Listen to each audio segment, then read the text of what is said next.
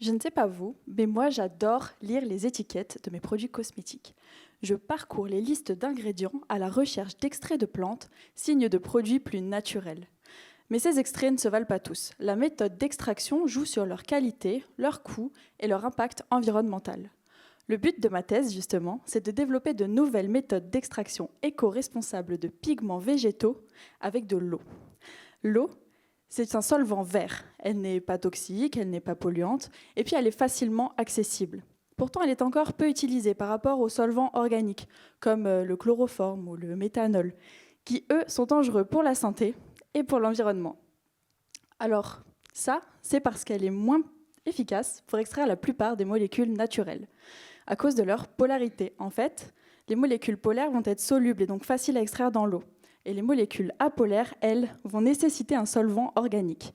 Et mes pigments, ils sont un peu entre les deux. Alors le défi, c'est de réussir à les extraire quand même avec de l'eau. Prenons l'exemple d'une extraction que vous connaissez tous, le café. À l'eau froide, vous n'aurez pas un bon café. Et mon extrait ne sera pas très coloré. Il faut qu'on utilise d'autres méthodes. La plus classique, c'est le Soxhlet. Je vais vous expliquer, c'est facile. Ça fonctionne comme une cafetière à l'italienne. On fait bouillir le solvant dans un ballon, le compartiment du bas de la cafetière. La vapeur monte et se recondense dans un filtre qui contient la plante. Pour moi, la garance et pour vous, le café. Et voilà, en quelques minutes, votre café est prêt. Ah, mais pour le Soxhlet, il faut répéter ce cycle plusieurs fois et ça prend des heures et ça consomme beaucoup d'énergie et de solvant. Alors, c'est quoi l'alternative ? Il en existe plusieurs, mais pour l'instant, j'ai surtout utilisé les micro-ondes. Comme dans votre cuisine, sauf que le mien, il est très grand et il contient une petite cocotte minute. En fait, les micro-ondes vont causer des frictions entre les molécules qui vont chauffer l'eau très rapidement. Elles dépassent les 100 degrés mais restent liquides grâce à la pression. Ça s'appelle l'état subcritique.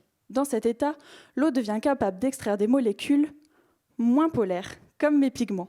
Et je peux avoir un extrait plus riche, plus coloré, et en seulement 30 secondes.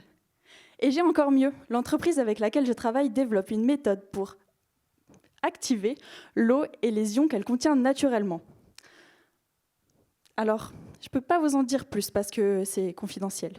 En tout cas, moi, j'étudie cette eau pour voir si elle me permet d'améliorer mes extraits.